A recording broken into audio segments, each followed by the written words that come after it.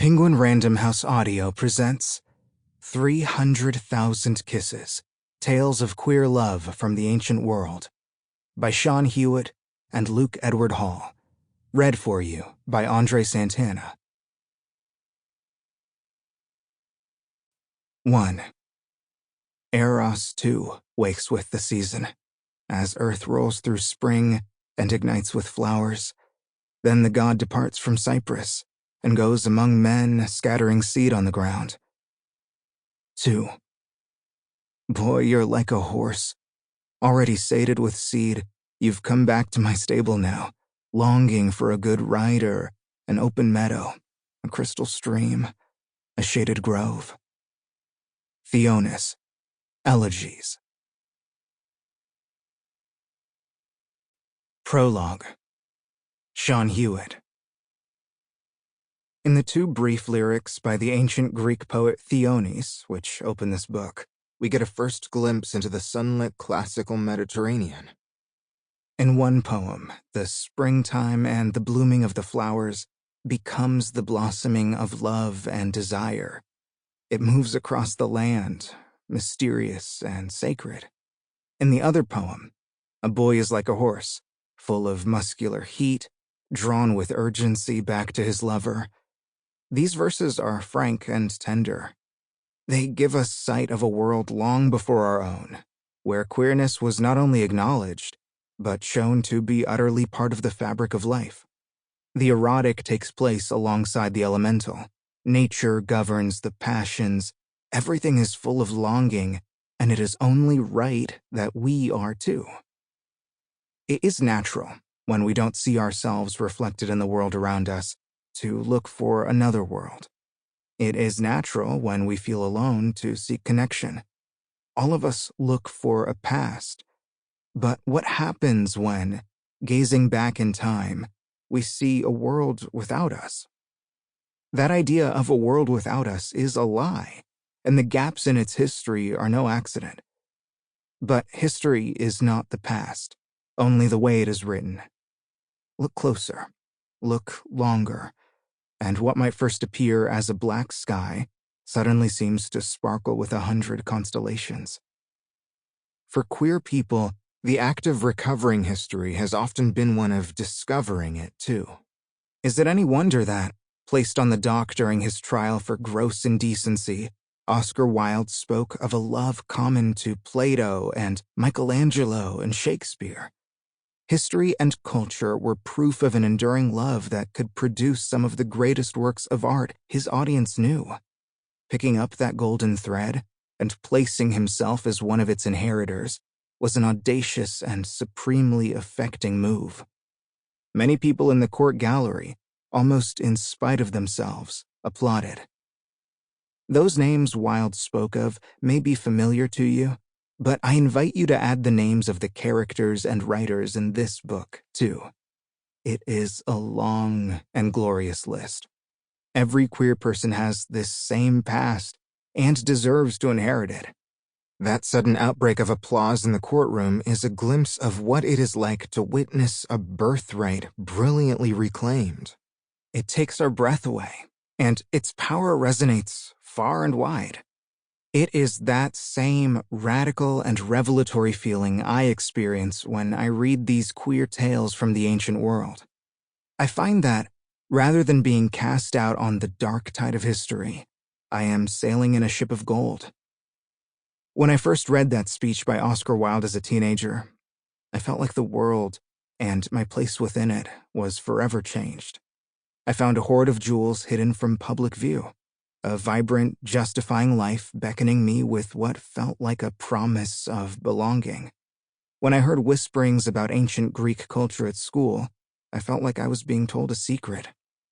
Those scraps of history felt illicit, mysterious, thrilling. I went off in pursuit of as much evidence as I could get my hands on, finding queer heroes and heroines, and reading myself through them as I went. I came across Achilles first.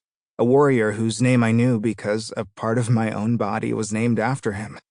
Even a tendon in my own heel linked me into a queer story that no one had ever mentioned to me before. My heel was just like his, my body in heir to myth. Through other traces, I picked up on this secret history. That golden thread is stitched throughout our culture's ideas of queerness. Think, for example, of the very terms sapphic, lesbian, and androgynous, all of which have classical roots and inferences. As you read these tales, you will find many ways in which queer love and desire are woven all the way through the ancient world. They are carved into stones and take their places among the flowers and the animals. They are an equal and fundamental part of those epics which have shaped the history and imagination of entire cultures. There are some very contemporary questions provoked by reading these classics. Who do we imagine love for? Who do we credit with desire? On whom do we bestow the gift of immortality?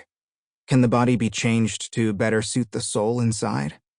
By picking up these questions in our own time, and by tracing them back through the tales of the ancients, we see new pathways, new pasts, and new ways of moving forward.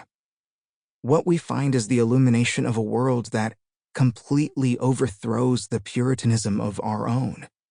The exuberant frankness of the Greeks and Romans makes a mockery of how narrow our popular vision is, even now. But things are, as always, not so simple. Though the writings in this book showcase much discussion of beauty, camaraderie, and desire, there is also material not so easily assimilated into modern progressive thinking. A variety of gender roles and gender identities emerge in both the Roman and the Greek worlds, but they are not universally celebrated. Reading these new versions of the classics, you might find yourself seeking to map our own language and understandings onto this past. It is hard to move the words we use for our identities back in time. Each arises out of its own historical context. Still, while the ancients might not have had concepts like ours, gay or bisexual or queer or trans, the essential humanity tempts us to draw links, and of course, there are careful links to be drawn. There are divine transformations of boys into girls and vice versa. There is an attention given to the androgyne or hermaphrodite, and a focus on the ways some sexual desires and identities are accepted and others curtailed by the societies of the ancients. Of course, any representation of sex and desire has to make room for fantasy and for the power dynamics of the gaze, and it is difficult to know what women, gender nonconforming people, and persons of the lower classes would have made of these tales. In Martial's epigrams, for instance, we meet two impressive butch women, Philinus and Bassa. The gaze of the writer is both enthralled by their power and also keen to censure their rejection of men. He is both aroused and irritated. As modern readers, we catch a peek into this queer world, all the while being made aware of the misogyny that frames it. We also recognize a similar tendency in the modern male gaze, the objectification of women, coupled with a terror of their sexuality. The relationships between queer women are much less well documented in the literature of the Greek and Latin classics. Even in this book, where we bring you new versions of texts about what we might now call gender nonconforming characters and queer women, the insights are often fragmentary. Sappho's pulsing fragments are hymns to women beloveds, and a rare graffiti poem from Pompeii attests to the ways in which female desire and relationships were passed through song and stone. A love spell found on papyrus from Egypt shows the incantatory depths of female desire, full of energy and passion.